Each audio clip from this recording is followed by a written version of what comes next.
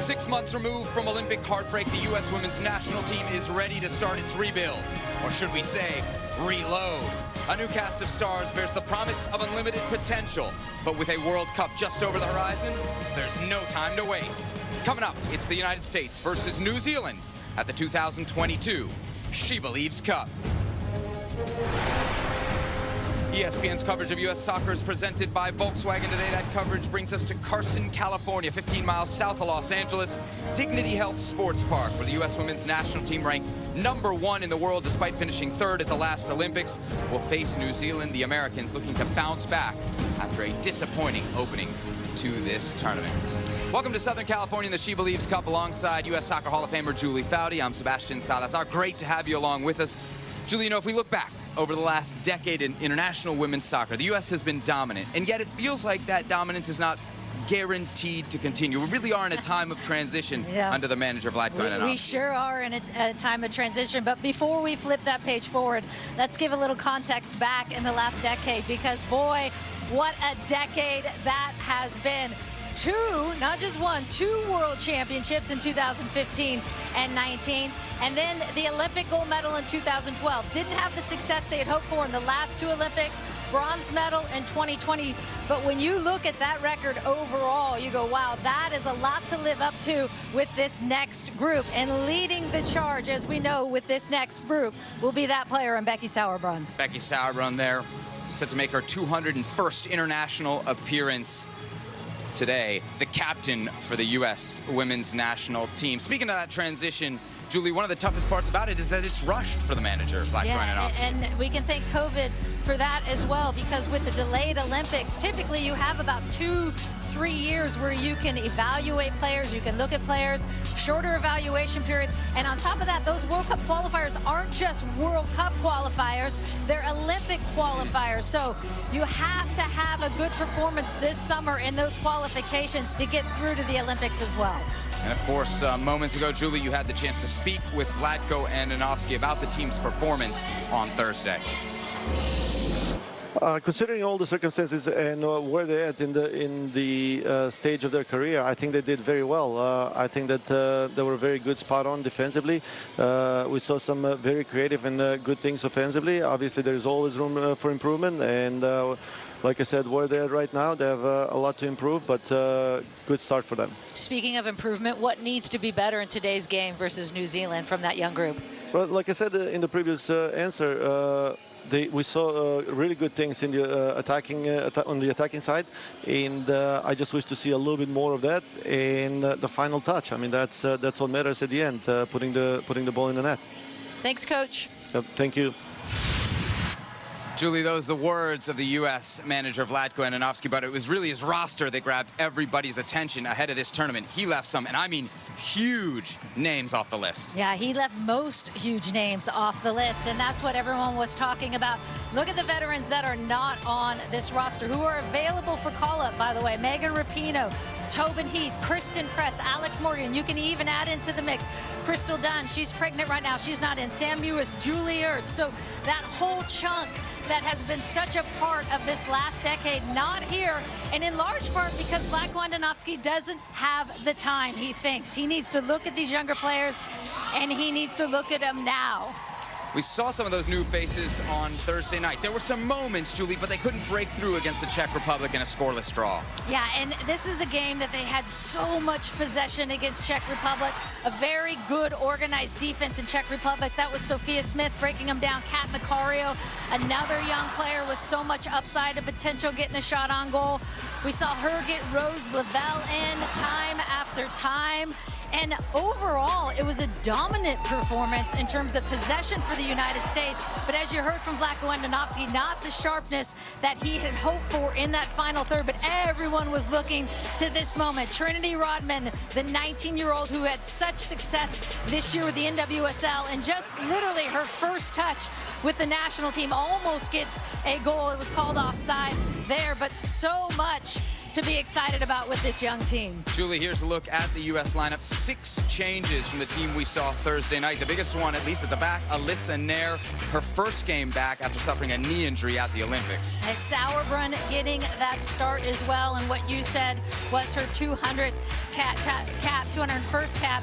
And then 2 injuries, Rose Lavelle out, Christy Mewis in, Gautrat out with injury, Ashley Sanchez getting her first start, and with that front 3-1 change to the front line. Smith's going to move over to the left side, but Mitch Purse coming in for Malpew, and Macario, Katarina Macario getting another start, her 2nd consecutive in that 9 position. As is usually the case, the U.S. will be in a 4-3-3 setup under Vlatko Andonovski. Coming up, we'll focus on today's opponent, New Zealand, a team with some big dreams as they get set to co-host the next World Cup with Australia. We've got the Football Ferns starting lineup plus opening kickoff from the SheBelieves Cup after this message and a word from our ABC stations.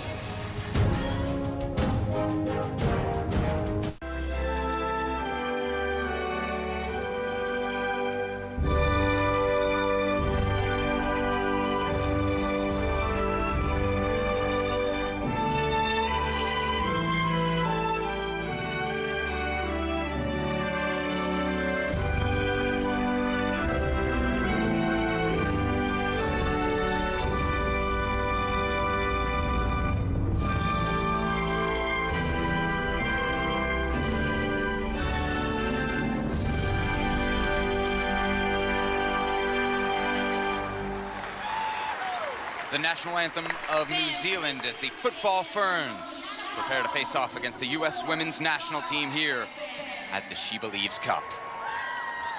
Oh, say, can you see by the dawn's early light what so proudly we held at the twilight's last gleaming, whose broad stripes and bright stars through the perilous fight o'er the ramparts we watch were so gallantly streaming, and the rocket's red glare, the bombs bursting in air, gave proof through the night that our flag was still there. Oh, say does that star-spangled banner yet wave o'er the land of the free and the home of the brave, the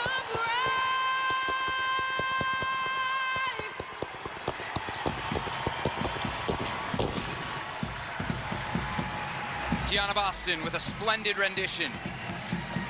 The American national anthem.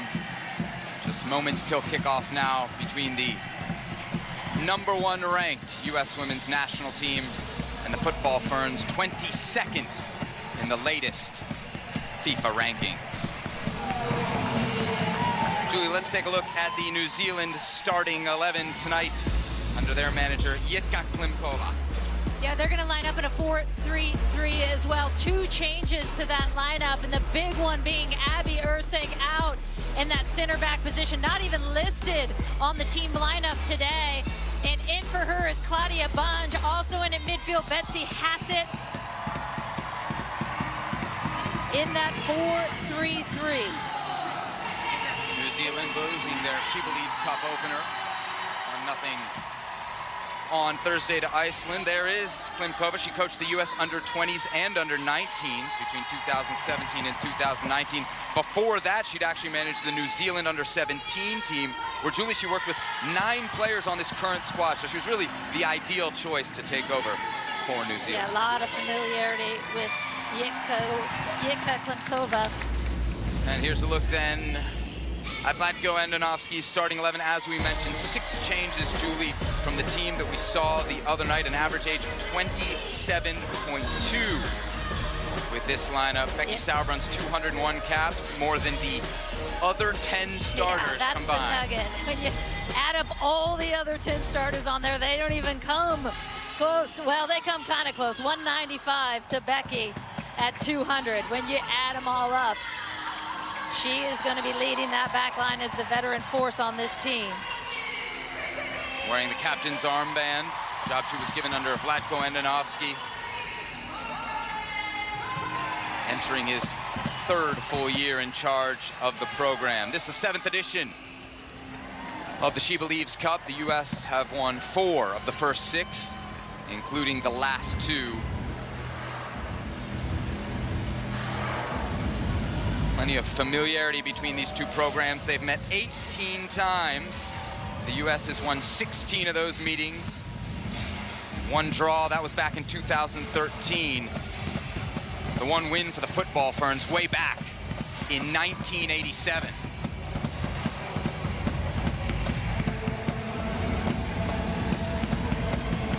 Both teams looking to bounce back after disappointing results in their tournament openers. New Zealand in the all-white kit going right to left on your screen. The Americans, blue and red tops going left to right.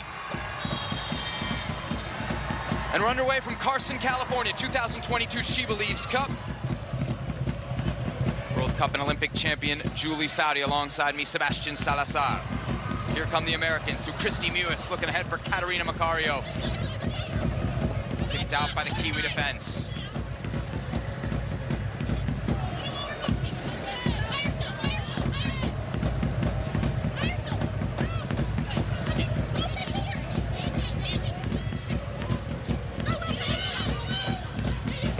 Sauerbrunn, the captain, giving chase.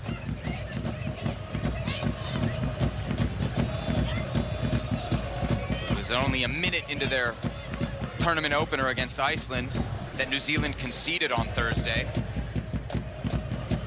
48 seconds. Just couldn't bounce back from that against Iceland. Sauerbrunn wide for Sofia Huerta. Her 10th appearance for the U.S. women's national team. Little different look for the United States. Czech Republic in their Thursday game playing in a low block, dropping in. And New Zealand right now coming out with a little bit of a press, putting them under pressure, or that back line of the United States a little bit more. We'll see if they can stay with that. Olivia Chance back for Ali Riley, the captain.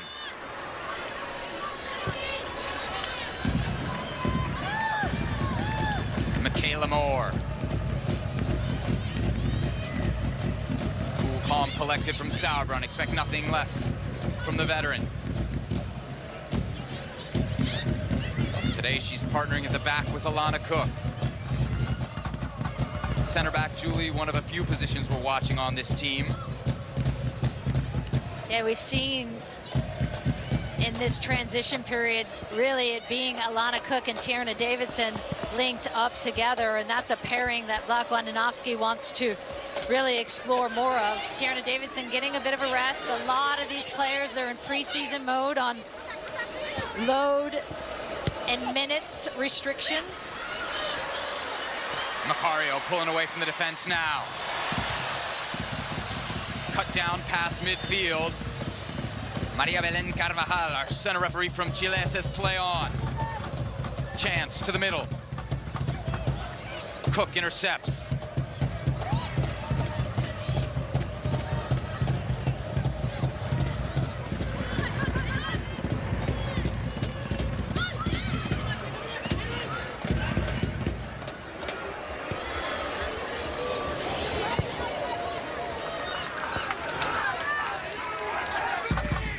Alyssa Nair, first game back after a knee injury, ended her Olympic campaign over the summer.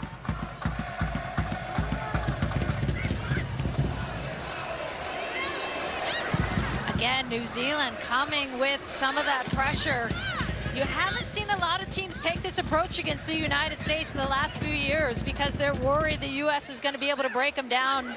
And if they can sustain that energy, again, we'll see how long they sustain that press. But the U.S. having a bit of a trouble getting out of the back.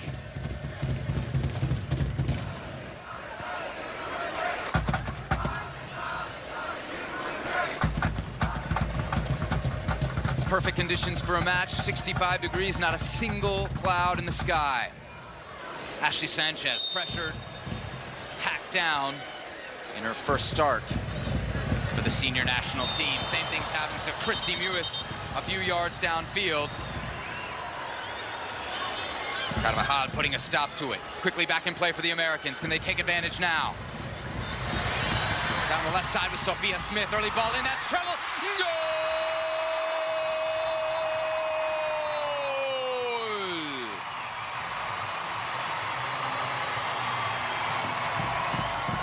After a frustrating shutout on Thursday, the Americans breaking through in the 5th minute. 2 quick restarts were the key for this. Catching New Zealand, sleeping a little bit. The U.S. gets a quick restart, gets down that flank, and is having some success there. Whipped in so quick, the own goal by Moore on that near post. Difficult to deal with as you're running back to your own goal, but it comes from the quick restart. New Zealand not able to shift, reset, and the U.S., unlike the game against Czech Republic with so much domination early, able to get on the board. That snaps a 181-minute shutout streak for the Americans. Doesn't sound like a lot, but by the standards for this team, it is. In fact, the U.S. had been shut out in 5 of their last 13 games going back to the Olympics. But the attack flowing now. Huerta into the box. Macario!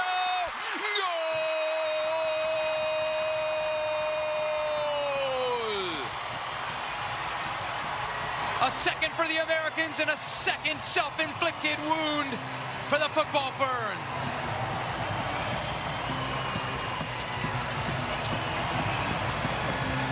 Good things happen when you're putting a lot of pressure on that back line and getting them turned. Huerta now on the other side in that right back position, finding so much space. Good ball in.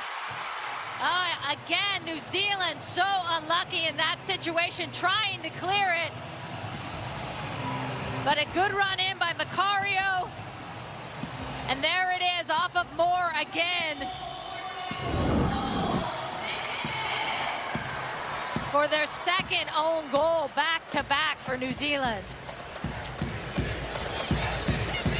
These two teams met in the Olympics. The U.S. handing New Zealand a 6-1 thrashing in the group phase on that day. There were multiple own goals as well from the football Ferns. Just the start Vlatko Andonovski would have wanted, Julie. Yeah, and it's the thing that he has talked about with this younger group is, yes, they didn't finish against the Czech Republic, but we have to be patient. We have to give them some time. And maybe it's not necessarily them finishing those 2 goals, but it's the pressure in that final third that creates that. New Zealand looking for a response. Their attack forwarded down the left flank via Emily Fox.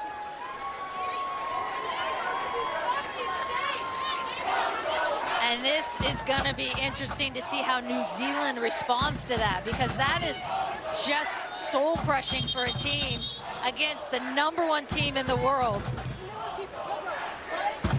To have to come back from a 2-0 deficit, not even 10 minutes into the game.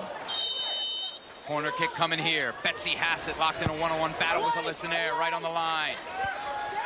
Header won by Cook. Break now for the Americans. 2-on-1 if they hurry, 3-on-1. Midge Purse.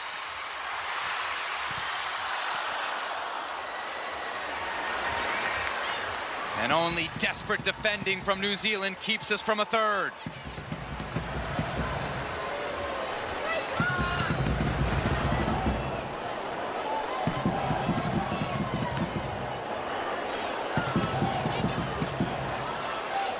Purse showing off her speed there, finished third in NWSL MVP voting last season for Gotham FC.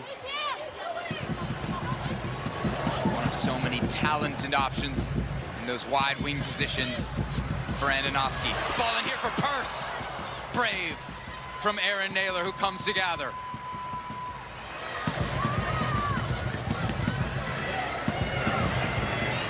Riley launching down the left wing. Intercepted by Huerta. Fox, the #1 pick in the 2021 NWSL draft. Sanchez, Sophia Smith, one-on-one, Smith. Still Smith. Big block from Rhea Percival.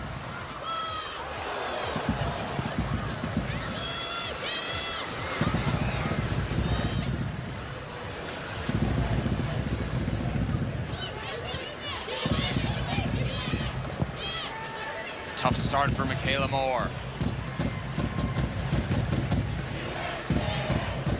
As you mentioned, Julie, this New Zealand team missing Abby Erceg. A name very familiar to NWSL fans in the heart of their defense.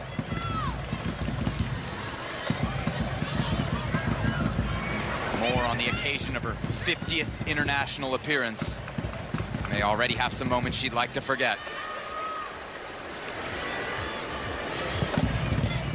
Sabran's pass intercepted. Smith fighting back. Betsy Hassett wide.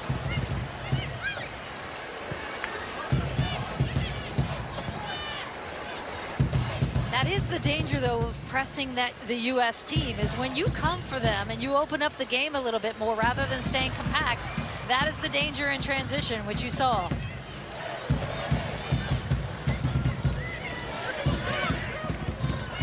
Riley.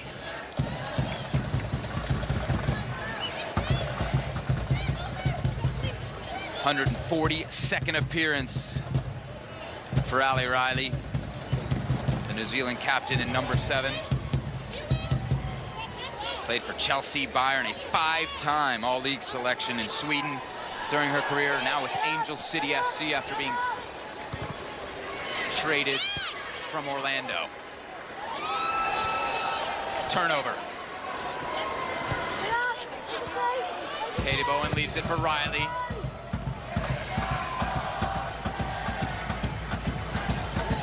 First touch there for Hannah Wilkinson. Quiet start for the powerful center forward.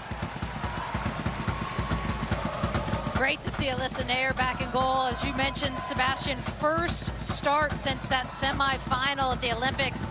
Injured in the 30th minute. And that has been a battle to get back with her knee. Two-time World Cup winner, the starter in 2019. Sophia Smith out ahead of everybody, and looks like we'll have our first booking of the match in the 12th minute.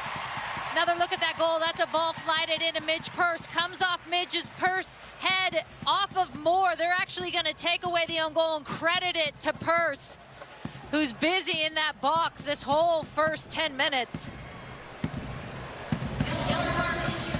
You can see it clearly coming off Moore there, but they are going to give that goal to Purse.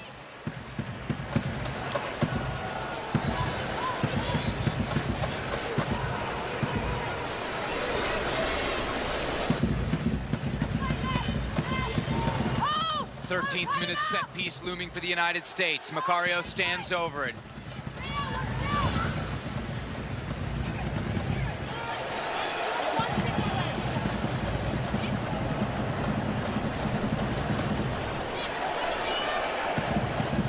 Three-player wall for the football Ferns.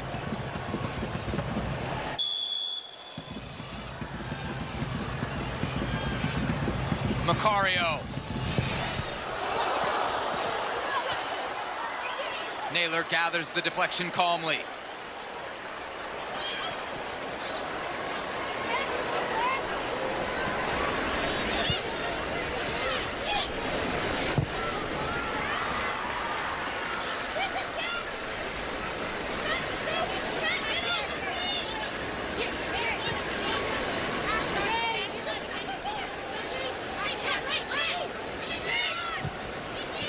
latest update is that both goals have now been own goals. They can't make up their mind. These are not Bowdy Salazar decisions, just to be clear. I just react. Maybe I shouldn't. Michaela Moore, the guilty party on both. Our switch here finds Allie Riley.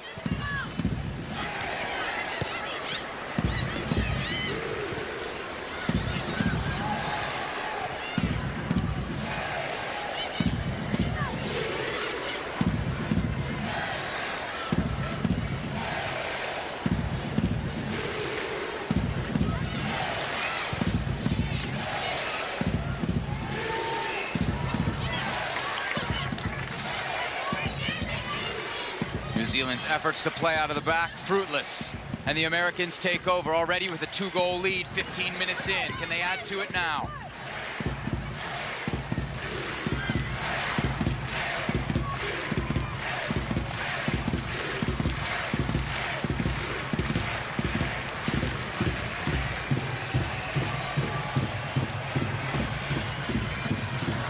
The Americans are through. Smith, brilliantly driven ball. Macario still hunting. Bott with a chance to clear. Trying to get around Sanchez, can't do it. Oh-ho! Ashley Sanchez with something very special. But the whistle blows, ball out of play. There's some techers for you, Julie. Right side of New Zealand having such a hard time dealing with that player right there in Sophia Smith. Then you add Ashley Sanchez into the equation as well with her technical ability. CJ Bott in only the first 15 minutes here thinking, what is going on? Julie, we mentioned the attacking struggles for the U.S. 5 shutouts in their last 13 games, dating back to the Olympics. For proper context, in the prior 120 games before that, they were shut out only 4 times, going all the way back to the 2015 World Cup.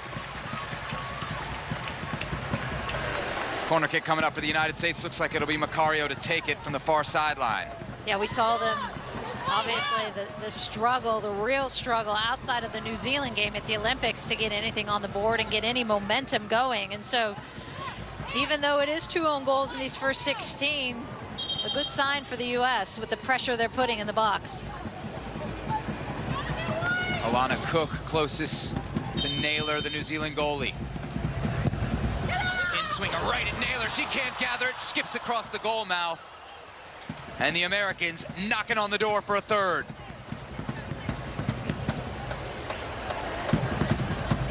Number 12, Betsy Hassett, down, one of their midfielders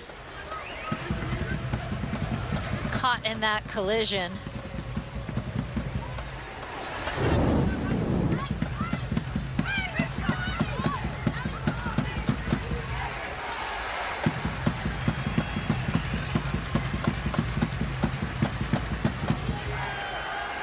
Looks like Naylor her own goalkeeper might have caught her coming down.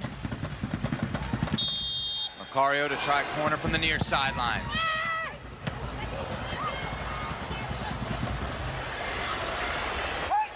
Macario. Cuts past Percival. Across. Smith. Sauerbrunn. Hurst to the back post. Sullivan smashing in. New Zealand under it. Clearing to touch for an American throw.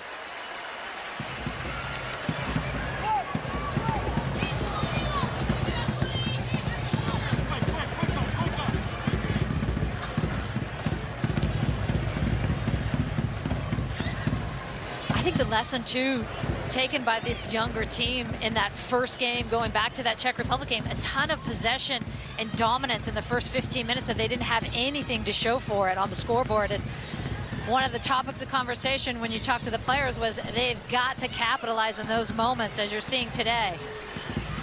Smith. Pass Bott. Smith. Percival clears. Sanchez the whiff, still American ball. Andy Sullivan, NWSL champion last year with the Washington Spirit, a team she captained. Huerta. Sanchez puts it down. Offside flag up as Christy Mewis taps home.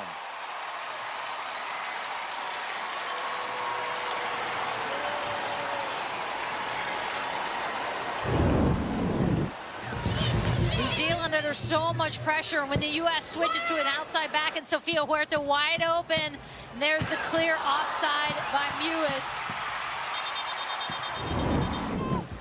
In that position, but having their way, the United States, and they're attacking third. Julie, you mentioned Thursday's game. We were told there was a players-only debrief in the locker room after that, led by Kelly O'Hara and Becky Sauerbrunn. O'Hara telling us the team has to be better in the final third, not just finishing chances, Julie, but creating them. But I was actually most intrigued by her comments on the last 15 minutes of the game against the Czech Republic, where she said the U.S. lacked what she called a die-for-a-win mentality. You agree with that? Yeah, there wasn't that switch you typically see that they're able to flip and go, okay, we're leaving everything on this field in those final 15. And that's part, as she said, as Kelly O'Hara said, is part of that learning process and part of the educational component it takes with the two veterans we know in Becky Sauerbrunn and Kelly O'Hara to say after a game, this is the takeaway from this game. And we have to be better in the next game, that first 15 and the final 15. And you're already seeing much better in this game on Sunday. Both teams getting some hydration here as Betsy Hassett, the number 12 for New Zealand, is being tended to on the field. Remember, she was laid out just a little bit earlier after collision with Erin Naylor, the goalie. Hassett, actually the player that scored against the United States in that 6-1 defeat at the Olympics last summer. Julie, so much at stake this year for the U.S., right? It's a huge year. You got not just World Cup, but Olympic qualifying coming up. The CONCACAF W Championship is going to be held July in Monterrey, Mexico. The USA and Canada have already qualified. It's an 8-team tournament. The top 4, they're going to go directly to the World Cup. The winner, and only the winner, gets an automatic spot in the next Olympics. So when we talk about what these players are playing for, they're playing for minutes in that tournament, aren't they? Yeah, and experience and confidence. And when you get a younger group in here, those are the two things you're constantly trying to gain. And as we talked about in the Open, and Vlatko Andonovski has repeatedly said, he just doesn't have the time to give them the minutes he had hoped with COVID's delay of the Olympics. And so that's why you're seeing less veterans on this roster. It doesn't mean, for those going, where is everyone? Are they done? No, absolutely they are not done. But he's just giving these younger players a chance at minutes, and he has said repeatedly as well, I can't do that if I have the veterans on the team. But you will see those veterans again. They will be back in there, and that is going to be the dance that Andonovski has to have in this next few months. Is what does that mix look like? How many younger kids to these more experienced types? How much do you need that leadership, which I think is vital, especially in a game against like the Czech Republic in those last 15 minutes. Jitka Klimkova, the manager for New Zealand, forced to dip into her bench. Betsy Hassett has come off, replaced by Daisy Cleverly.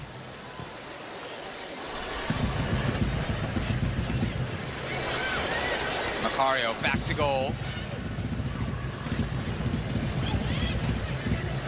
Paige Satchel, the number 13 for New Zealand. Her game built around speed. Fires ahead for Wilkinson. Satchel.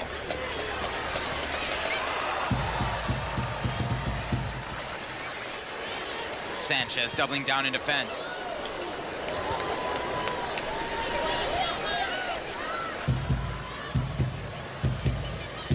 Mewis, long ball ahead. Smith with acres of green in front of her, bearing down on the penalty area. Ball over the top, Naylor gathers off the post. Still not clear. Last touch by Purse, goal kick to New Zealand. Again, Sophia Smith on that left side. The matchup with Bott is one the U.S. is going to want all day, because you have Bott getting caught a little bit high in transition, and there's Smith to just eat it up, having her way on that left side. Unlucky here not to get a finish. Macario off the post, but Purse and Macario available in the box in the 6.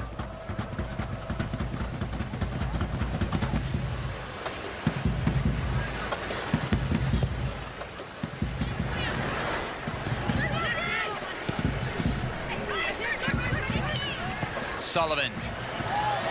Purse. Huge touch from Bunge. Claudia Bunge in just her 6th senior appearance. With a key play. Olivia Chance. Wilkinson giving chase. Nair quickly off her line.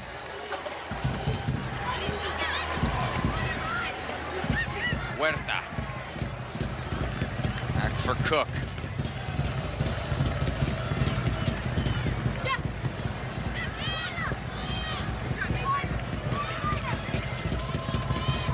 Different look for the United States today, too, in midfield, because those 3 you had in with Andy Sullivan sitting, with Gautrat and Rose Lavelle, you really had only Rose who was consistently attacking out of midfield in that last game. Now you've got Mewis and Sanchez coming at that back line of New Zealand, so it's almost as if they're dealing with a 5 front, which is a handful, as we can see, for those 4. Purse. Percival tracking back. Can she get rid of it now?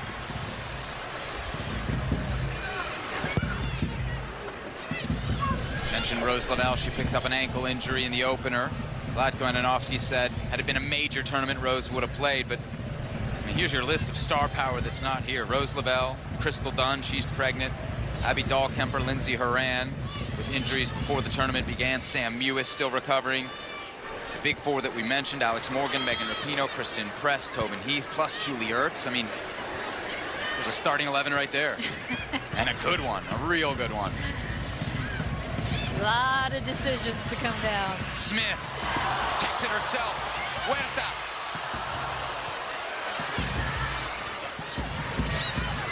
Another shot for Smith.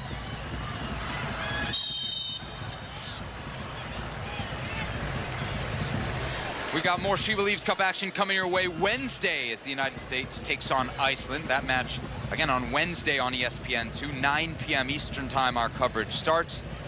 It's the final match of the 2022 SheBelieves Cup for the United States. And you can catch it on ESPN.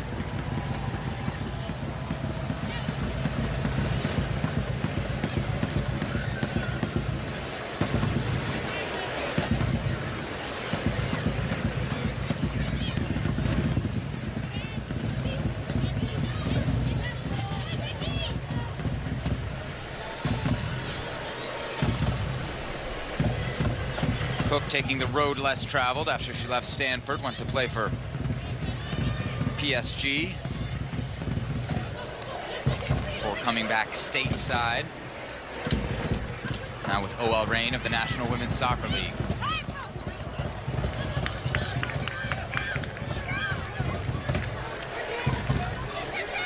Sofia Huerta represented Mexico back in 2012-2013, including one game actually against the United States.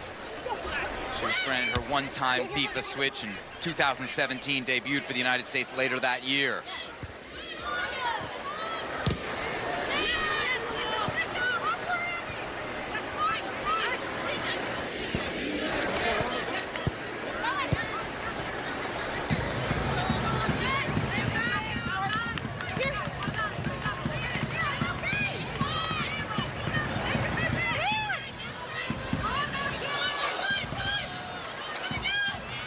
Katie Bowen.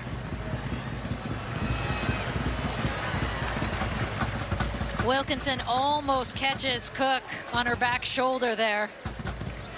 And that's the presence that New Zealand is going to need in their target, number 17. Forward, busy, pressing balls, picking up second balls. If they're going to get back into this game.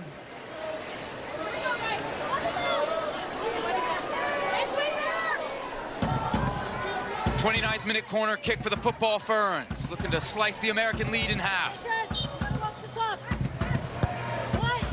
Percival driven to the near post, no problem for the American defense. Chance onto her left.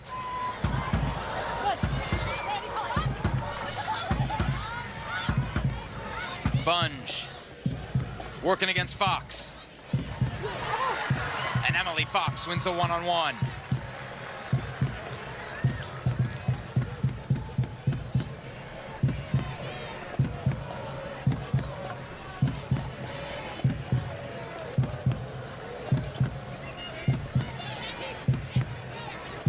New Zealand have qualified for the last 4 World Cups and the last 4 Olympics. They've never advanced beyond the group phase of a World Cup. In fact, they've never won a match at a World Cup. Best major tournament finished the quarterfinals at the 2012 Olympics. New Zealand and the United States have met in the last 4 Olympic Games as well. The U.S. winning all 4 of those contests.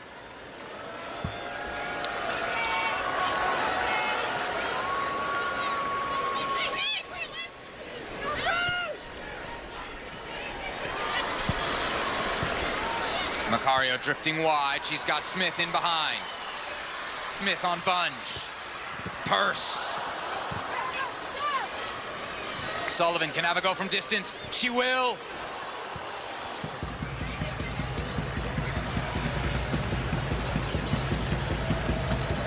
Really good exchange with those front 3. And this has been a busy day for Sophia Smith. Already 19 touches.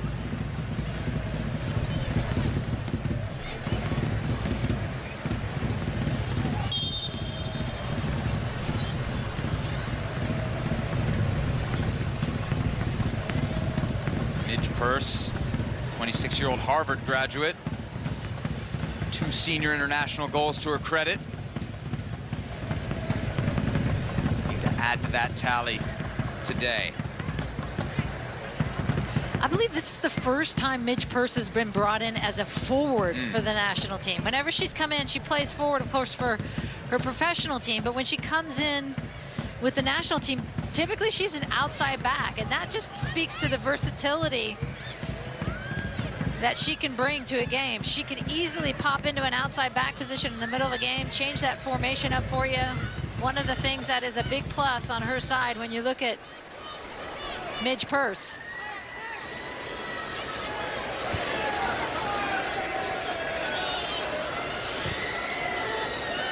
Loose pass from Cook. This could be trouble. Satchel can fly. Into the middle for Chance. And she didn't miss by much. Nair had it covered, with the football Ferns coming to life in the 32nd minute. Football Ferns picking up that mistake. Good ball in as well for Chance. Whoa, and that would have turned this game on its head. Put him right back in it and given him a little life in this first half.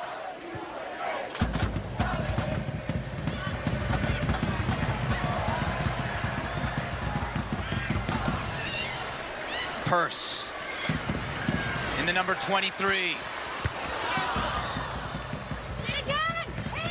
Good cover from the Kiwi defense. Katie Bowen from the North Carolina Courage. Battling in the corner. One of the veterans for this New Zealand side. Sullivan, Sanchez. New Zealand can break. Satchel. Had the speed, but not the touch. We got a big game coming for you this weekend, the Carabao Cup final.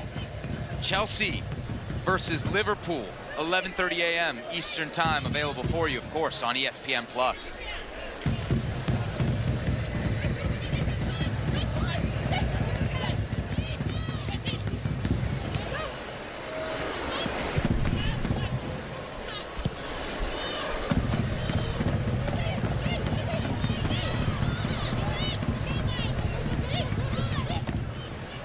Sullivan holding off cleverly. Smith tracking back.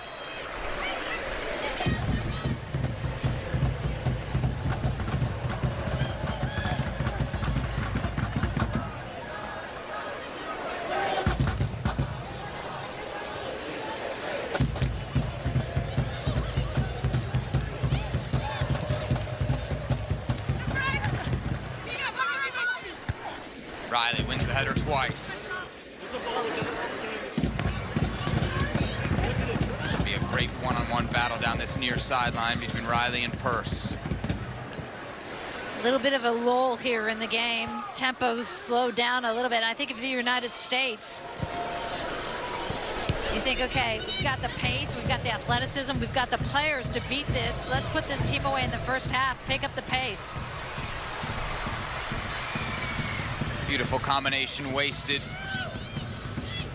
as Naylor races out to pick up the long ball. ESPN's coverage of U.S. soccer is presented by the all-electric Volkswagen ID4.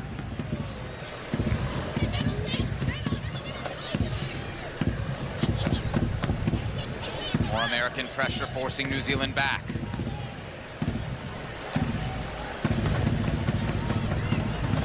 Poor pass from Naylor.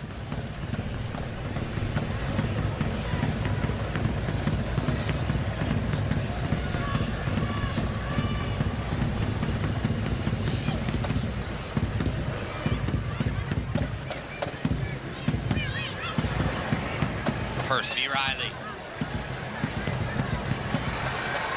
There goes Purse. Still Purse. And when it rains, it pours. It is pouring right now on Michaela Moore and the football Ferns. Hers and their third own goal of the afternoon. Oh, your heart goes out for Michaela Moore. But to give the U.S. some credit, they're putting New Zealand in these positions with their presence in the final third. Taking players on, Ali Riley getting beat by Midge Purse. And again, Michaela Moore tracking back at her own goal. Those balls played across with pace are so hard to deal with. But for this to happen 3 times to Michaela Moore is soul crushing, as you saw the look on her face.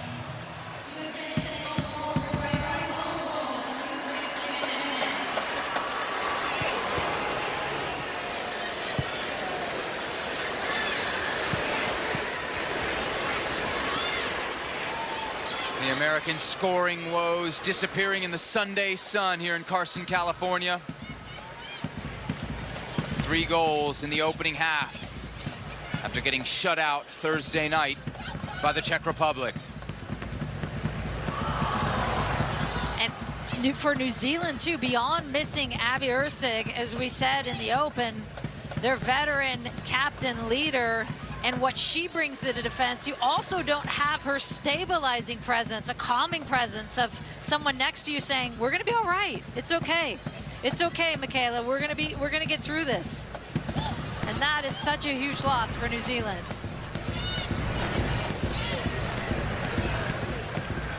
Another corner kick coming for the Americans. Meanwhile, looks like Jitka Klimkova preparing another substitution.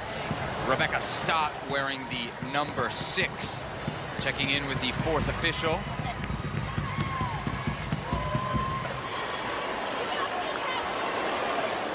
Looks like the corner kick will happen before the substitution. Klimkova forced to go to her bench now twice in the opening half.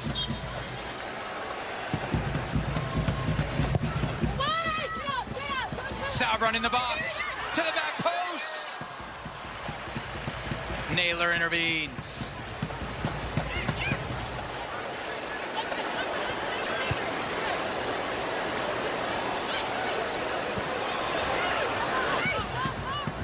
Satchel has switched sides. Now working on Sofia Huerta. Couldn't get any separation.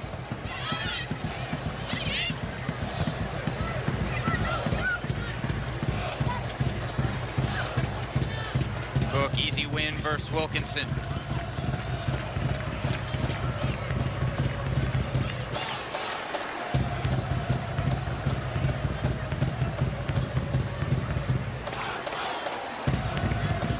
It's as if on cue, it looks like Midge Purse is switching over to that left back position.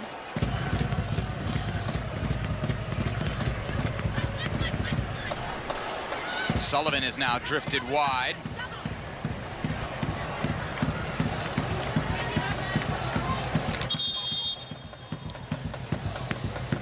So will be a change here in the 40th minute for the football Ferns. Coming off, Michaela Moore.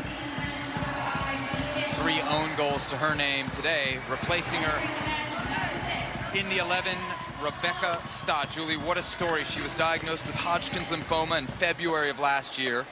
Shortly after that, she began 4 months of chemotherapy. She told us yesterday during that she had to stop everything, but she also told us she never had a doubt she'd return to play. She returned to play for Melbourne City late last year. That's her club team. Thursday against Iceland, her first game back for New Zealand. She subbed on in the 74th minute. Actually, Julie, right when you and I were getting to the stadium, It was a special moment.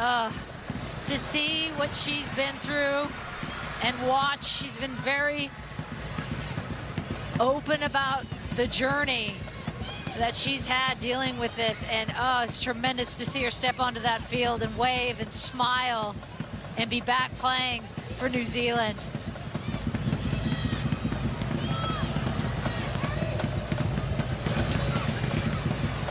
Sullivan sprays wide. Bowen half clear. Percival's got to get it out.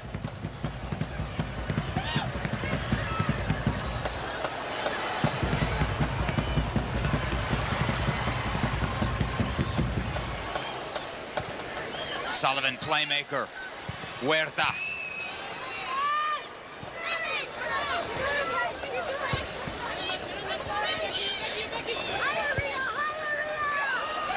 Sullivan's pass intercepted.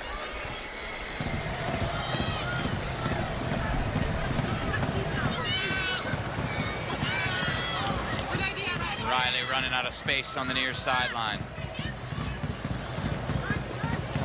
Heartbreaking images. Michaela Moore, her 50th international appearance. One she won't soon forget for all the wrong reasons. First thing Yitka did, coach of New Zealand, is gave her a big hug as she walked off, and she just dropped her head into her shoulder. As a player, do you want to come off there, or do you want the opportunity to right the wrong? I think you want to right the wrong. I don't think you want to be yanked off in that moment, but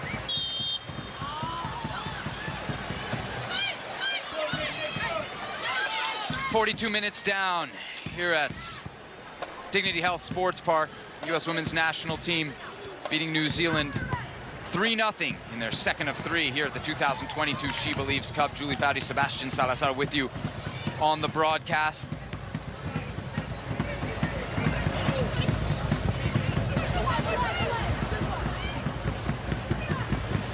Ashley Sanchez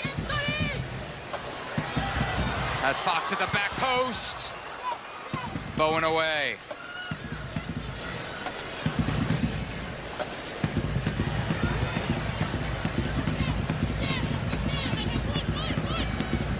Bowen has switched into that center back position, which Michaela Moore just left. Stott coming into the middle in that center midfield role. Bowen, a player fans here in the United States very familiar with. Won a national title with University of North Carolina in 2012. Played for various professional teams here. Now with the Carolina Courage. 3 times she's represented New Zealand in the World Cup, twice at the Olympics. Julie, you can't talk about this U.S. team without acknowledging what's happening around them off the field. Of course, the U.S. women involved in an ongoing equal pay lawsuit against the U.S. Soccer Federation. We're going to get an update on that at halftime. U.S. Soccer Federation President Cindy Parlow-Cohn scheduled to join us.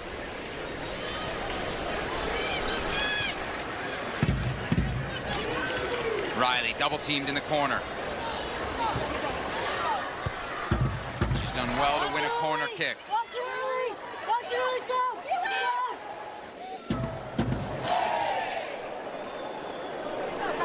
Everything good? South, beware! South, beware!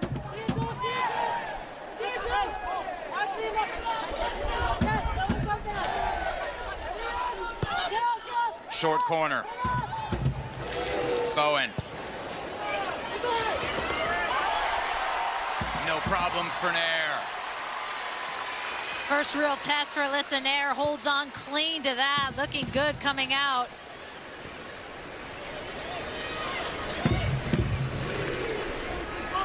Stott finds Olivia Chance.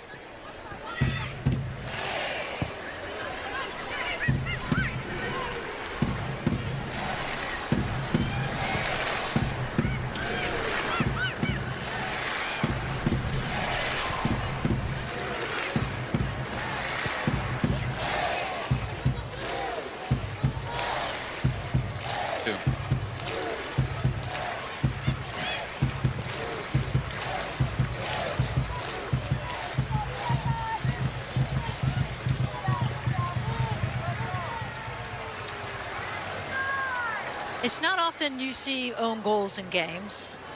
It's rare you see 2 own goals in a game. Sebastian, have you ever been part of a game that had 3 own goals in it? I mean, man, when I was playing, I might have done it. I don't think I had that in the bingo card for today. I did not.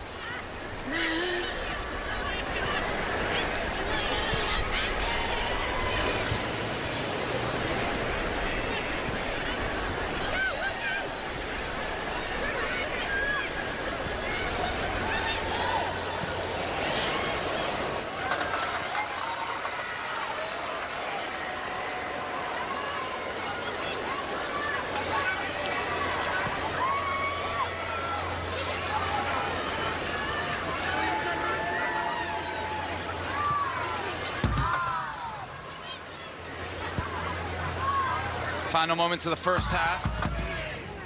U.S. comfortably ahead, 3-0 over New Zealand. Strong start after disappointing scoreless draw in the tournament opener against the Czech Republic.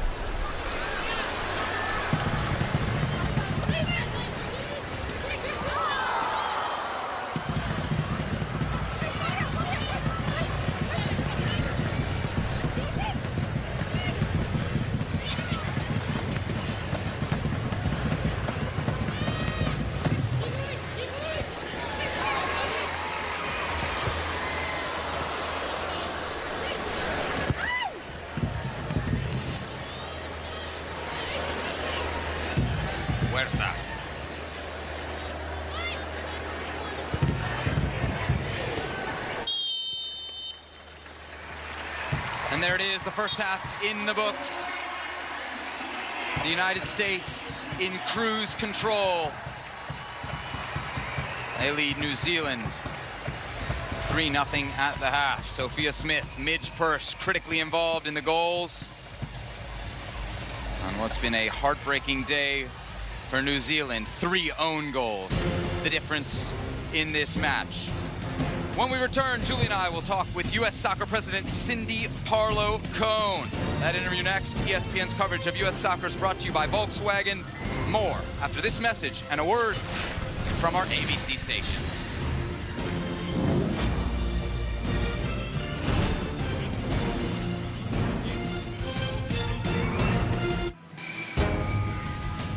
ESPN's coverage of U.S. Soccer is brought to you by Volkswagen. Today, that coverage, a sun-soaked affair Outside Los Angeles, the United States leading New Zealand in the second of 3 matches at this year's SheBelieves Cup at a score of 3-0. Alongside Soccer Hall of Famer Julie Foudy, I'm Sebastian Salazar. Great to have you along with us as we get set for second half kickoff. We do know there's a couple of changes coming. The lead for the United States right now, we have one confirmed for New Zealand. Olivia Chance, who's wearing the number 11 in the first half, leaves the match. She's replaced by Gabby Rennie wearing the number 9. Meanwhile, for the United States, 3 changes at the half for Vlatko Andonovski. Tierna Davidson on, replacing Becky Sauerbrunn. Lynn Williams will enter the match. Sophia Smith coming off, as will Katarina Macario. She'll be replaced by Ashley Hatch, wearing the number 7 for the Americans. Quite a few changes here, Julie. Hatch led NWSL last season with her Washington team, which also won the title. Getting a look, Lynn Williams, of course, a player many fans are familiar with. Also getting a look. US in the red and blue tops, blue shorts going right to left on your screen. New Zealand all white kit going left to right.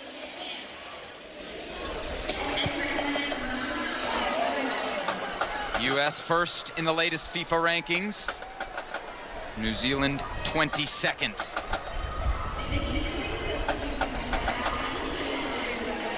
Great first 45 for that player in Midge Purse.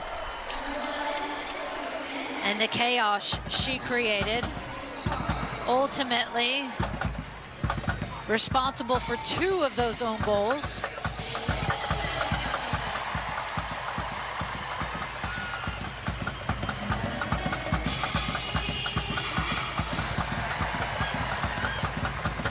Cleverly, wide for Riley. Can she get more involved in the attack? Would be a big boost for New Zealand. Fox, shaky header, falls for Bott. Bott gonna lace it right at Alyssa Nair. No problem for the veteran goalie. Second error from one of the US backs that the New Zealand team hasn't been able to capitalize on. There's Wilkinson trying to catch Nair off her line. But again, that little pressure from New Zealand causing some problems early, as it did early in the first half for the United States. And if you're New Zealand, you got to know you're not going to have a ton of looks against the United States. Here comes that New Zealand high press. Fox dancing around it.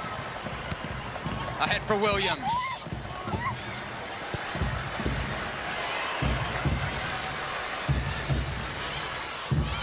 Purse goes in pursuit, gathers one-on-one with Riley. Purse beat Riley once, she's beat her again. Purse! And only a diving deflection from Rebecca Stott saved the day for New Zealand.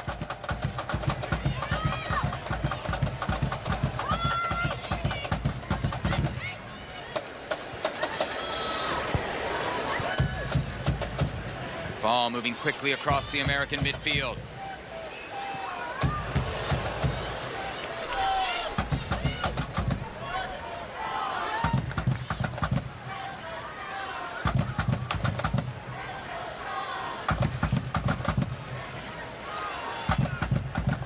Emily Fox operating out of the left back spot, a spot usually taken up by Crystal Dunn.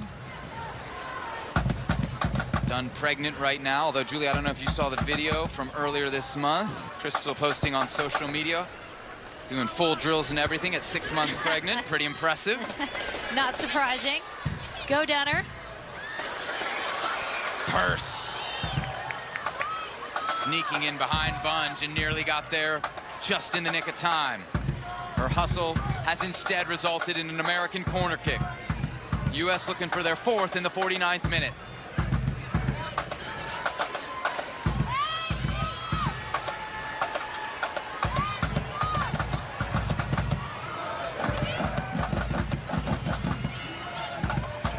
Christy Mewis to take the corner. 30-year-old now with Gotham FC via the expansion draft. Clips it into the box, Naylor comes, got a swat to it.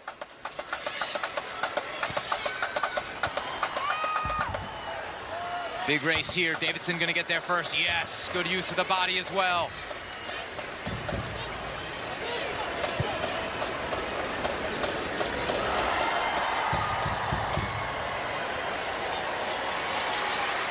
The wave starting to make its way around Dignity Health Sports Park. Now the American wave crashing down on the New Zealand penalty area. Huerta, tricky to the back post. Purse couldn't get there. Sofia Huerta on the right side. This is what they want to see from those outside backs. This is earlier in the game. Emily Fox dealing with that pressure on the left side. In fact, Vlatko and Nanovsky, this almost results in a goal and a great chance for the United States. All starts from them being able in that outside back position to deal with that pressure. Vlatko and Nanovsky has said Emily Fox perhaps the player he's seen deal with pressure the best out of any other player he's coached. High praise. First dealing with pressure effectively. So has Sullivan. The Americans switching the point of attack. Huerta racing forward. She's got plenty of options in the box. Hatch! Golazo!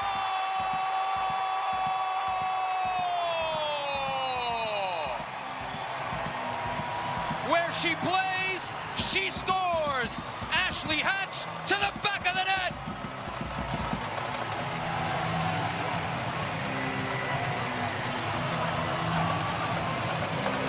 Continuing her run of form, Ashley Hatch had 2 goals in Australia in November, and there she is, as we've seen her do so many times on the professional level, finding herself in a good position in the box, and doesn't mistake it. Issen's going into the back of the net, Naylor caught coming across the goal, and Huerta with the beautiful ball in to put the United States up 4-0. Hatch's 3rd goal in just 5 international appearances. As you mentioned, Julie, she was the NWSL Golden Boot last year for the Washington Spirit with 10 goals.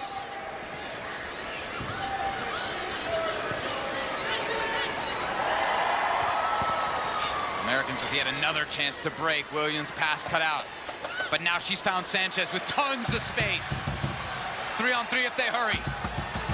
Sanchez. Mewis, she'll do it from distance. Instead goes Sanchez. Left-footed cross, Purse. A bicycle. Thought about it, but denied. Sullivan, well over the bar. The Americans all over New Zealand in the 52nd. And here's the thing with Ashley Hatch as well. In Australia in November, what was it, 24 seconds into the game, she gets her first goal over there. She scores in the second game as well. This one, in only the first 5 minutes of her appearance into the second half, notching another. I'd say that's fairly efficient. Made her senior debut with the national team way back in 2016. Interesting, we were talking to Becky Sauerbrunn about young players who have impressed. She mentioned Hatch and talked about the role of a post-up number 9, something this U.S. team hasn't really had. Basically, Sauerbrunn said, since Abby Wambach. Sanchez now. Had Hatch misfired on the pass. But we'll see it out of play.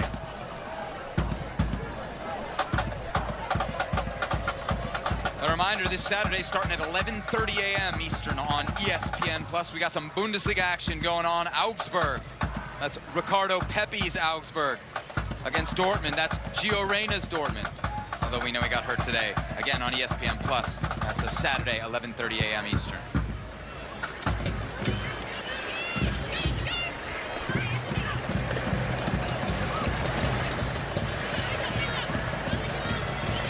Fox turning away from Wilkinson. Percival to challenge. Huge win for the Kiwi number 2. Now she's out of position though. Hatch. Mewis. Beautiful one-touch ball for Huerta.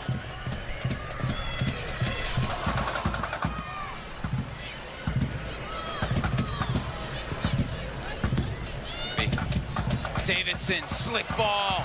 Hatch gonna be there first. Right into the waiting arms of Aaron Naylor. Vlatko Andonovski looks to be preparing a couple more subs down on the near sideline as we approach the 55th minute. We did talk earlier, but it's worth repeating. A lot of these players under load and minutes management, meaning that's why you saw Katarina Macario and Sophia Smith come out at halftime. 45 minutes for both of them. They have it highly charted and graphed and mapped out for these players, as they're mostly outside of Katarina Macario in preseason. So there you see the two players set to come on. It'll be Jalen Howe placing Andy Sullivan in midfield. Howell making her third appearance for the senior national team. And the second sub, one that will draw a lot of excitement. Trinity Rodman, the reigning National Women's Soccer League Rookie of the Year, enters the match in the 56th minute, replacing Midge Purse, who had a great day.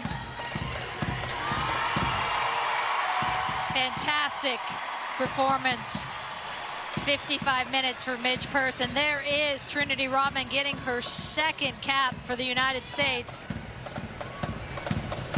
Saw on the byline there, signing the largest contract ever in NWSL history, 1.1 million over 4 years with the Washington Spirit.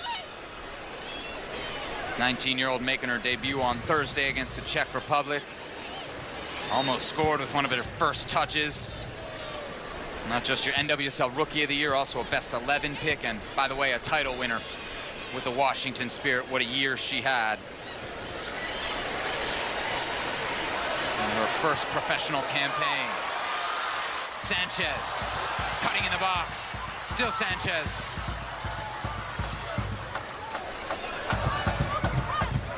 Again, the presence of Mewis, Christy Mewis, and Ashley Sanchez in that attacking center midfield position, playing a double 10 in there. Having a ton of success getting forward. Sanchez with an opportunity to serve. Her cross deflected. CJ Bott pressured by Fox. Keeps it in but can't keep possession. Americans right back on it through Jalen Howell.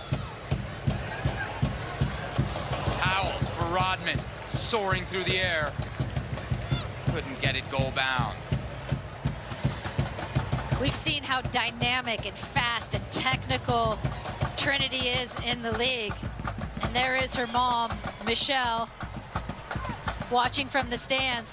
But the thing I don't think gets talked about enough is she led the NWSL in assists as well. So not just a finisher, but a playmaker as well. Remember when she was first drafted by the Spirit, so many of the headlines referenced her famous father, Dennis. A year later, how things have changed. All the headlines now belong to Trinity after a brilliant rookie season.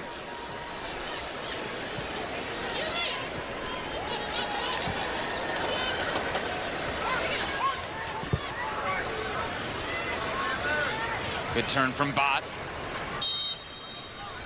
Bumped into from behind by Lynn Williams. Immediate pressure with those fresh legs up front for the United States. You're going to be seeing this all half with Hatch in the middle, Trinity on the right side, and Williams on the left, picking their moments to really high press and put some chaos into the mix.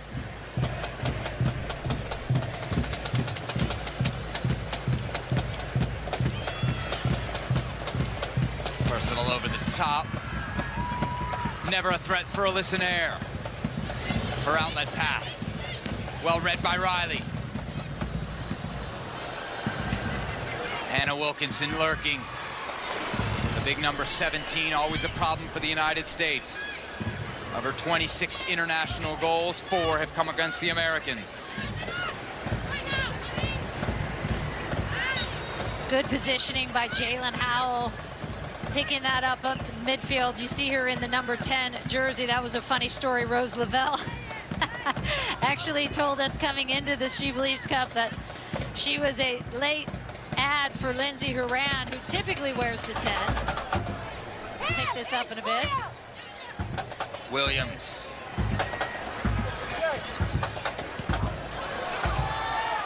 Stott standing tall atop the area, forcing the Americans back.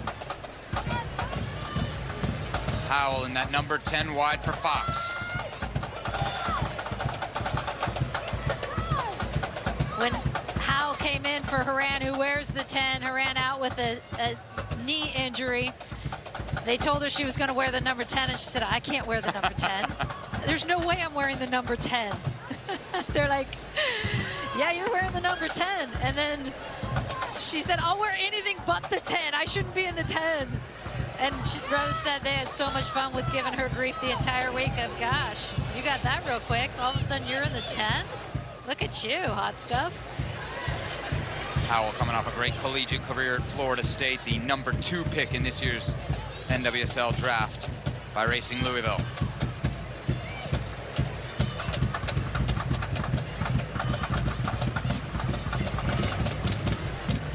Cook and Davidson pinging it around the back.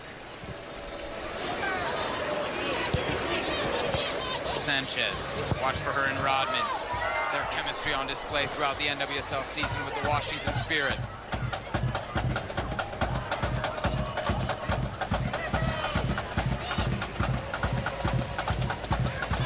One hour down, US leads 4-0 at the SheBelieves Cup. Second of 3 games for the Americans.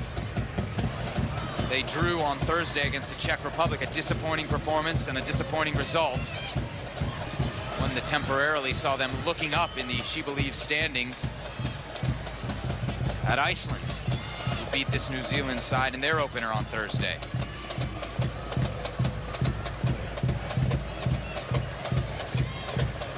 Sanchez, what a turn. Sanchez, the left-footed rip. Beyond the far post. Such a good glimpse, though, of what Sanchez brings to the field. Earlier, you saw her popping out wide. Now she's in that seam underneath, finding a little space through her creativity. Misses wide, but this is the danger she can create on the ball. So comfortable in tight spaces. And has the ability to float. Really, Andonovski giving those attacking center midfielders the freedom to go at will.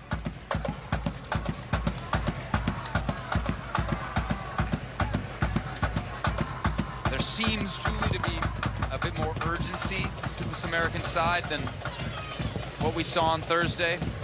Can you put your finger on why?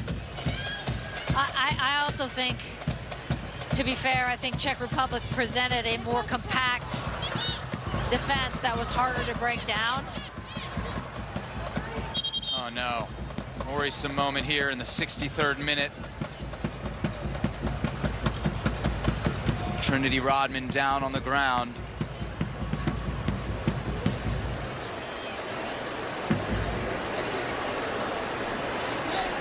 Something looked to have happened off the ball. Don't know if it was a contact or non-contact injury. We'll all for now hold our breaths. Again, this is one of the young stars of the National Women's Soccer League, potentially one of the future faces of the U.S. Women's National Team, as her mother Michelle looks on in concern. You know where it is? The quickest one? There she is right there, coming back in the blue shoes. Catches her. And you can see Rodman saying to the referee, she wasn't even on the ball and she's whacking me.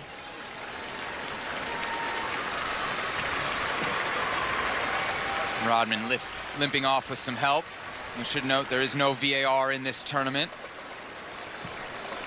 So Maria Belén Carvajal won't have the second look that we will. Yeah, here's Percival, plays it in and then gets a swipe here.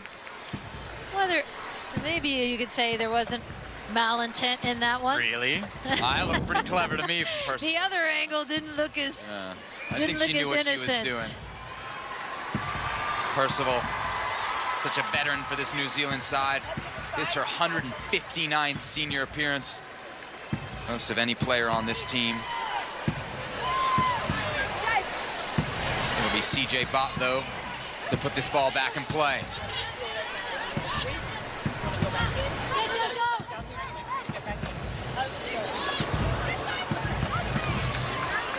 US playing with 10. As Rodman works her way back to midfield. Good news, she's jogging back to midfield. Looks like she's ready to come back in. Powell. Strong defensive play to break up the New Zealand attack.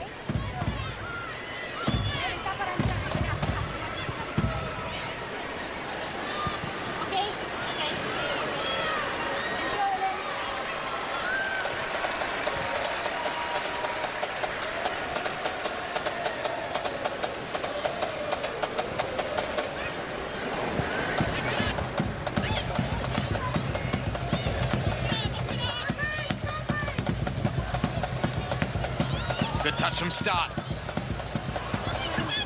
Wilkinson, can she keep it in? Yes. Satchel in pursuit. Fighting for possession, but the Americans will take over. There's a look at the team from the Czech Republic. Boy, what an effort they put in the other night, especially their goalie. Barbora Votikova. Save after save on the Americans in a scoreless draw. They'll be facing Iceland in the next match of the SheBelieves Cup. That one available for you on ESPN3 at 6 p.m. Eastern Time. They just presented in the Czech Republic 2 blocks of 4 that were so hard to break down and really did not deviate much. It was hard to pull them and shift them out of that block. And then you have Vodikova behind them in goal, making save after save, and that presented a lot of problems for the United States in the final third. Here you see a New Zealand team that is wanting to play a little bit more, and with that, a higher line, a little more press, opens up the game again, and that's the danger as you expose yourself on the other side when you want to open it up.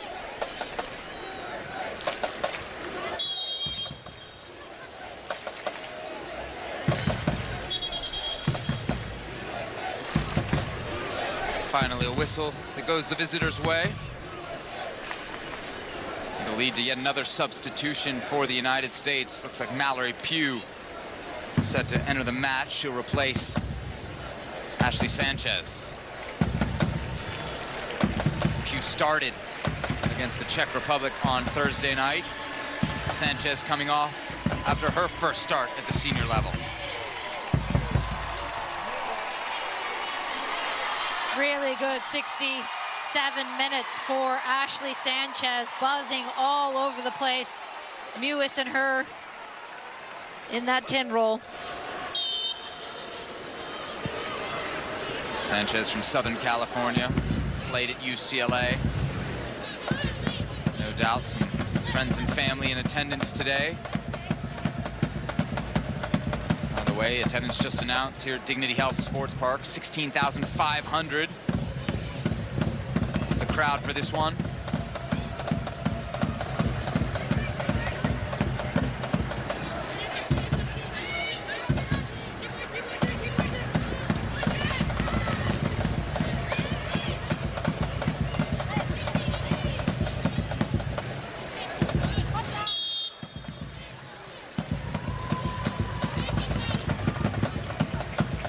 New Zealand with some substitutions as well. Elizabeth Anton on replacing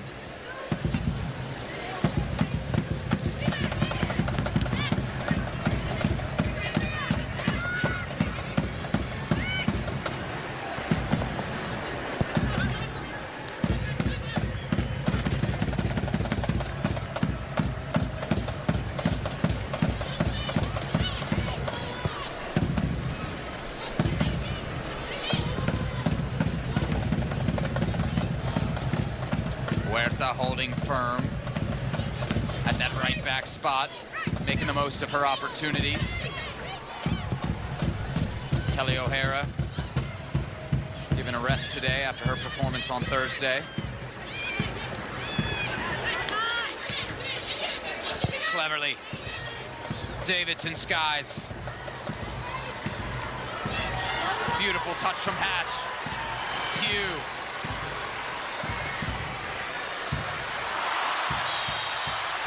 Wrestled down by Claudia Bunge, who will, without much complaint, go in the book. And this is what New Zealand lacks on that back line, the pace to stay with so many on the U.S. team. They just don't have the pace. Mal Pugh, fresh legs coming in against a tired Bunge, and that is the result. And really the strength of the United States for so long, when you can bring in fresh, fast legs, and the depth of this U.S. squad, even with as many young players as they have, it's a hard thing to defend when you get past the 70th minute. Christy Mewis to serve. Relaunched her career after a 4-year spell with the Houston Dash. It's brought her back to the national team. Rodman! Slammed it across out of bounds for a corner kick. Really given a gift here on the outside. It falls to her. How often do you see yourself in a position wide open? Almost too much time to think about it, to shape it up. Completely missed that one.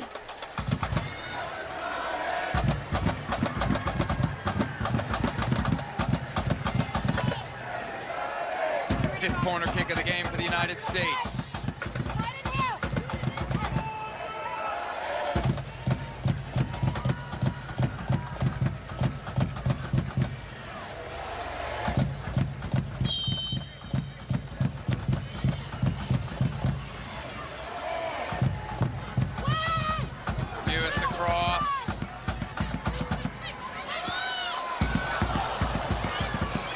Went for the spectacular, couldn't get it over Naylor. Quick drop kick. New Zealand looking to catch the Americans in transition, no such luck. Pugh in transition. Might have held back by Stott. No call from the referee. Satchel.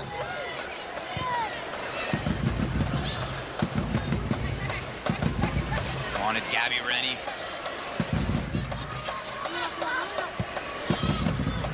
Target wearing the number 9 for the football Ferns.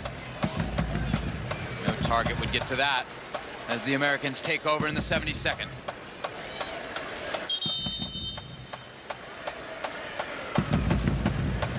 Three changes coming then for New Zealand. Will be Elizabeth Anton. Fender entering the match, placing Ali Riley, the captain at left back. Rhea Percival take over the R band for New Zealand. Also entering the match, an exciting player wearing the number 10, Jackie Hand, 23-year-old, played collegiately at Colorado College here in the United States. She comes on for Paige Satchel. And the last of these three subs, Emma Ralston, entering the match. She replaces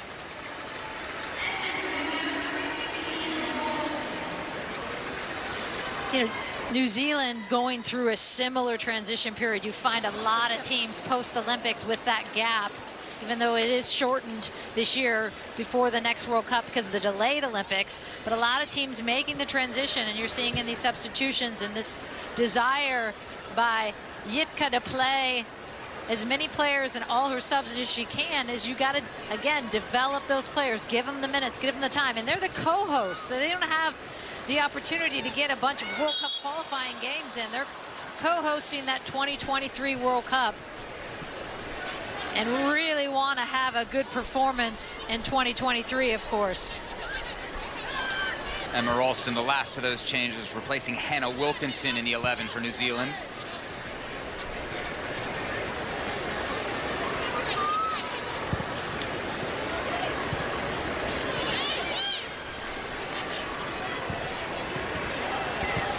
Vogt trying to weave through midfield, couldn't do so. Cleverly. Good fall for Hand. Overlapping run leads to a cross from Bott.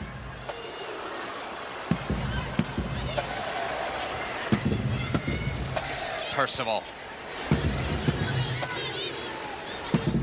Hand. Trying to get past Fox. The American wins. Rodman. Tried to go 1-on-3. Rebecca Stott. Sturdy in the challenge.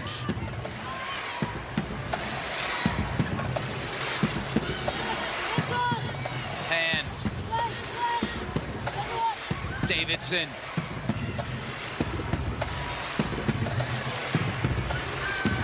U.S. dominating in the air. And on the ground.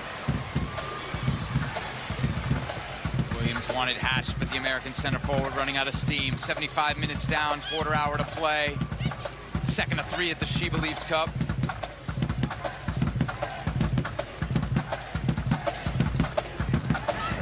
Third game is coming Wednesday in Frisco, Texas. The United States facing Iceland. You would think at 4-0, 75th minute in, a lot of teams would be like, yeah, we're going to take our foot off the pedal a little bit, knock it around, hold it a little bit. I don't think you're going to see that with this group. They're trying to prove they belong on this team right now.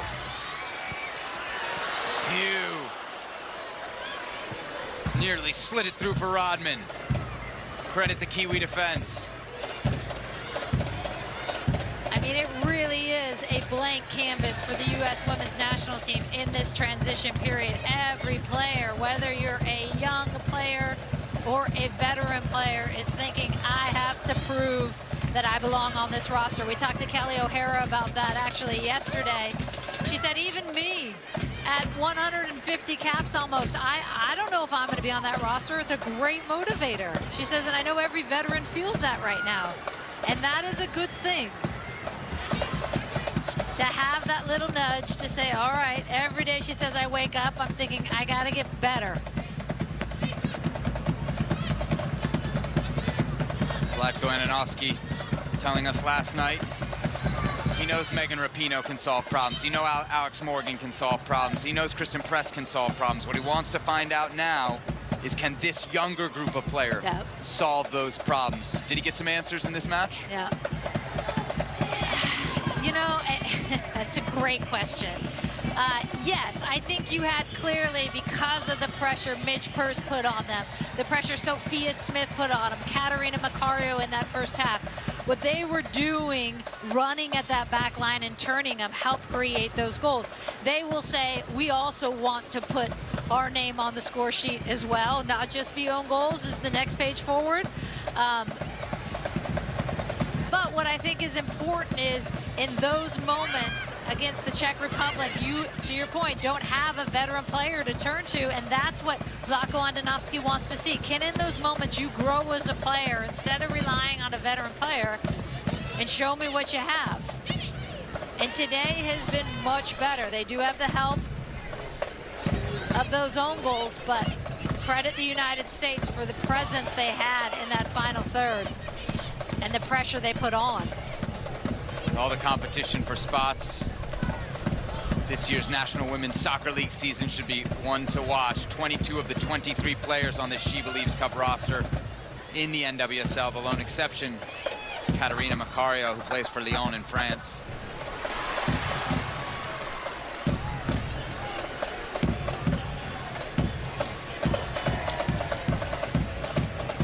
ESPN's coverage of U.S. soccer is presented by the all-electric Volkswagen ID4. Lynn Williams making her 46th appearance for this U.S. side.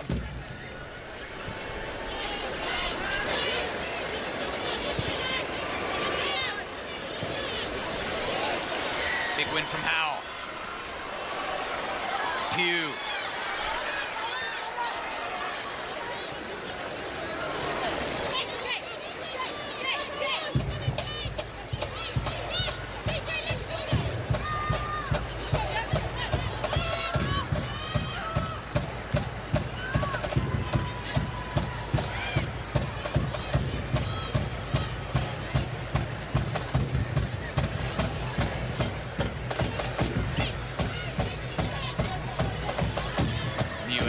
applying pressure.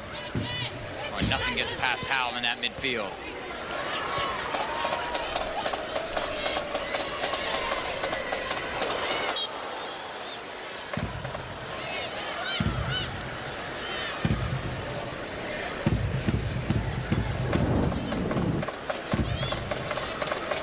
New Zealand still fighting through it. Gabby Rennie there with the challenge on Howell. Trying to pick up something, get a little momentum in this. Rennie, just 20 years old, scored a goal actually at the Olympics against Australia. Plays her college soccer for Arizona State. Previously was with Indiana, and part of really a young and golden generation for the football Ferns. First ever medal for any team from New Zealand at a FIFA World Cup. Came back in 2018 at the Under-17 World Cup. Rennie a part of that team. Of course, New Zealand and Australia set to co-host the next World Cup, that in 2023. Qualifying in this region for that tournament coming up in July. It was interesting, wasn't it, talking to Jitka Klimkova yesterday about her taking over this new role, head coaching role for New Zealand, and Trinity Rodman down with another tackle coming in here, knee to knee. Oh, giving her an introduction to the senior game. We mentioned her new contract, $1.1 million over 4 years, biggest in NWSL history. And some good context there, I think, is the recently ratified NWSL CBA, which is, for a lot of these players, going to be a game changer, isn't it? Absolutely, because it offered so many protections that were lacking in the past, whether it's mental health leave, pregnancy leave, injury protection. On top of that, a staggered free agency. League minimum. League minimum went up. Big I mean, time. so many good things that came out of it, and honestly, long overdue. As we talked about at halftime with Cindy Parlow, such a dark time for the Women's Professional League. So happy for the players to have some of those protections, have more security, feel better really about what they're playing for. That CBA, no doubt, allowing the Washington Spirit to get the big deal in place for Trinity Rodman. Now on the bench in some considerable pain as the 19-year-old has received a physical welcome, shall we say, from New Zealand since coming on as a second-half sub. Mallory Pugh now with the strip for Hatch. The American striker couldn't corral. Still U.S. ball through Fox.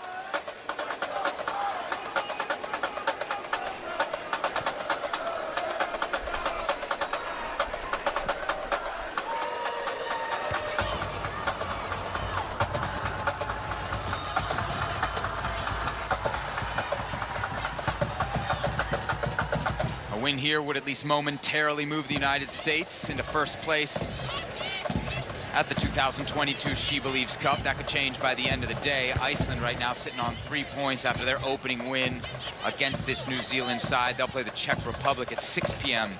Eastern time. That match can be seen on ESPN3.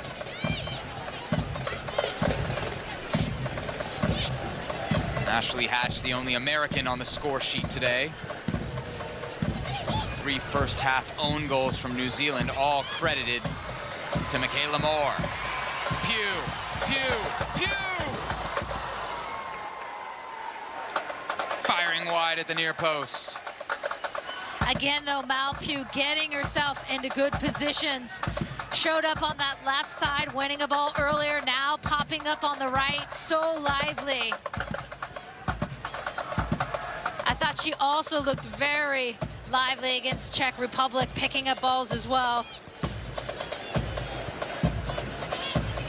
Pugh left off the team at the Tokyo Olympics. That after playing in the Olympics in 2016 as a teenager. She was on the World Cup winning team in 2019, but a great 2021 campaign with the Chicago Red Stars has got her very much back in the national team picture. She was second in NWSL MVP voting last season, behind only the winner, Jessica Fishlock.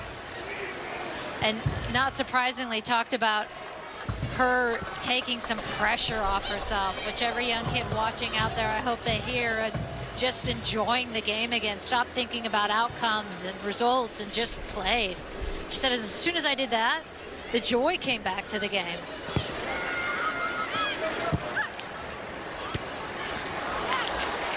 Beautiful one-touch build-up from New Zealand. Hand. Dangerous cross.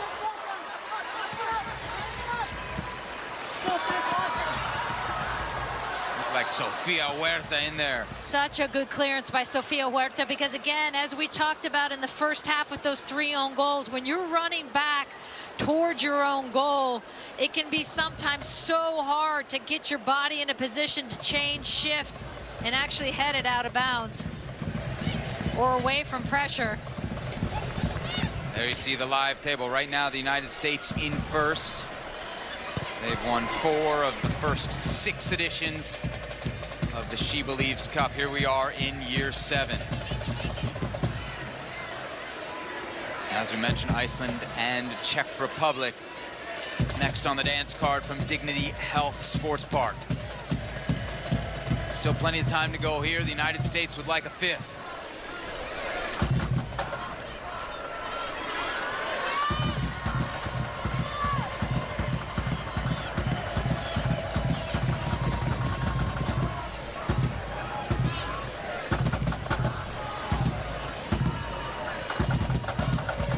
Huerta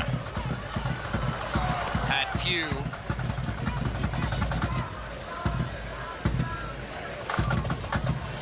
Huerta already with 1 assist today on Ashley Hatch's second half strike. Also her ball into the box in the 6th minute that led to New Zealand's 2nd own goal of the afternoon. Davidson in trouble, but keeps her cool. And intercepting the pass from Mewis.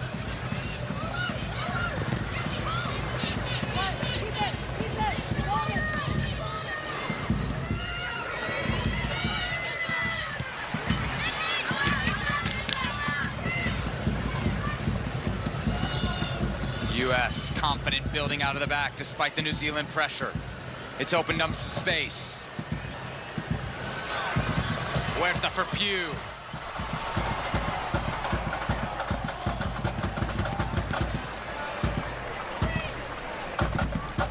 Another reminder, this Saturday, starting 11:30 a.m. Eastern on ESPN+, Bundesliga action. Correction, Sunday, Augsburg against Dortmund. Ricardo Pepi's Augsburg against Gio Reyna's Dortmund. That match available for you, as all Bundesliga games are, on ESPN+. Speaking of great content we got at ESPN, I know we got season 7 of Laughter Permitted coming up, right? Oh, we do. Starting taping soon? Podcast is back in action. We're actually taping with Lindsay Jacobellis, 2-time Olympic gold medalist at this, 2 Olympic golds at this Olympics. All right, name dropper. Any soccer folks in the yeah, in the Nadia Nadim. Oh, great one, yes. Yeah, it's a tremendous story. Denmark international. Yep. Fled the Taliban, ended up playing for the Denmark national team, and is now with Racing Louisville. Accomplished medical student as well.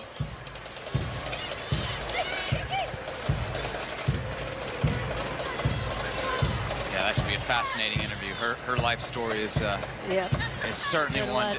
You need a podcast for that, I think. That's not one of those you can. You need like a 4-part podcast for that one, actually. I don't know how we're going to keep that under an hour. Nadim, a player that NWSL fans will be quite familiar with. Well, you're going to have a smiling U.S. soccer staff on the sidelines with Zlatko Andonovski after this one. Compared to the 0-0 draw against the Czech Republic. I think there's lots to be pleased about, and he will say lots to still grow as well. But a much better performance in the final third for the United States, even if they had the assist from New Zealand, and 3 of them.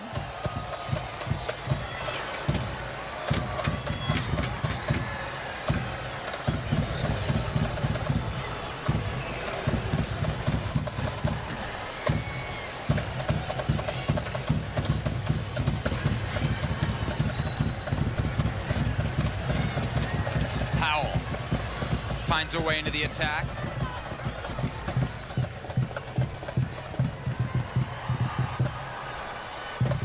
90th minute here at Dignity Health Sports Park. And I think the next step, of course, for this team is they're going to layer these veterans back in as they start playing with their NWSL team and getting some minutes. April window, you'll see more veterans. June window, of course, more veterans. And then the ultimate dance, which is getting that mix right for July. Because as you said, Sebastian, 4 go to the World Cup, so that is not in question. But really, what makes it interesting is it's that double qualifier with the Olympics. The winner goes through the second and third playoff closer to the Olympics to see who the second team is. They only take 2 to the Olympics. Hence the urgency in wanting to see some of these younger players before they get to that July window. U.S. still #1 in the world rankings. The 4-time World Cup champions, very much a favorite to qualify for 2023 out of CONCACAF.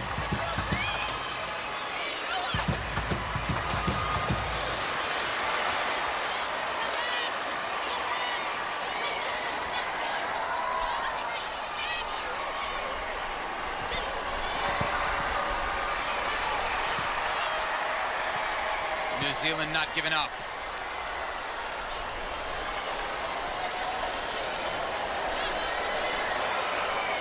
Rennie applying the pressure on Cook. And I think if you're New Zealand, you're thinking, we got to get through COVID. They've had such lockdown restrictions in their country, unable to play. Literally took a year off before they were able to even gather for the Olympics. Their first game together was at the Olympics. So they're working their way back from what their country is going through, what the world is going through, and hoping they can build before that 2023 World Cup. Hugh bearing down on Bowen. Williams leaving it be in an offside position.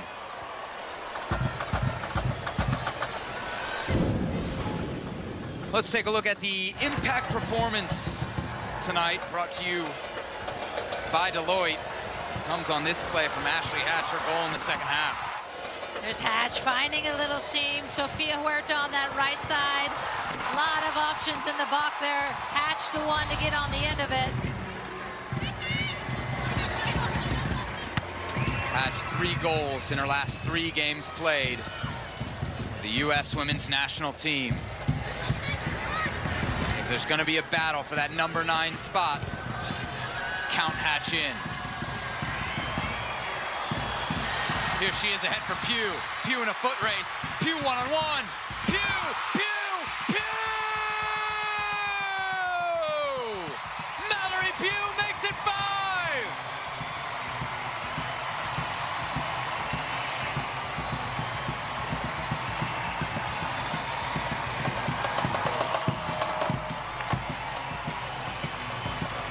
All of this starts from Hatch in midfield, winning that first ball. Our Deloitte impact player making an impact and then letting Mal Pugh do her thing. Off to the races. That is not a race you want to be involved in. And Pugh, with those fresh legs coming in the second half, made no mistake with that one. That one's going in the back of the net. Pugh with her 19th international goal, 5-0 to the United States. An attack that looked sluggish in the opener has truly come to life here against the Football Ferns.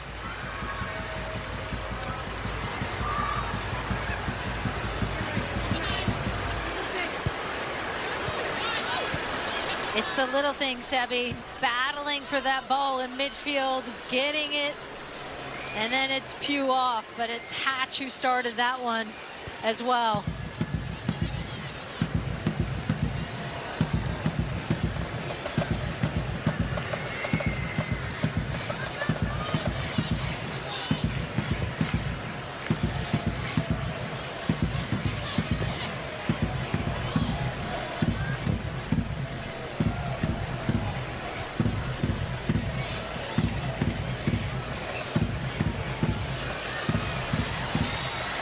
Again, not what New Zealand wants to see. Williams wide, Hatch in the middle.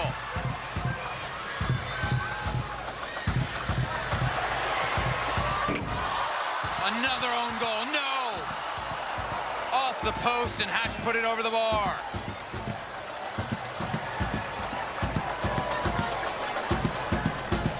This one started from Pugh having the willingness to just draw defenders in by taking on.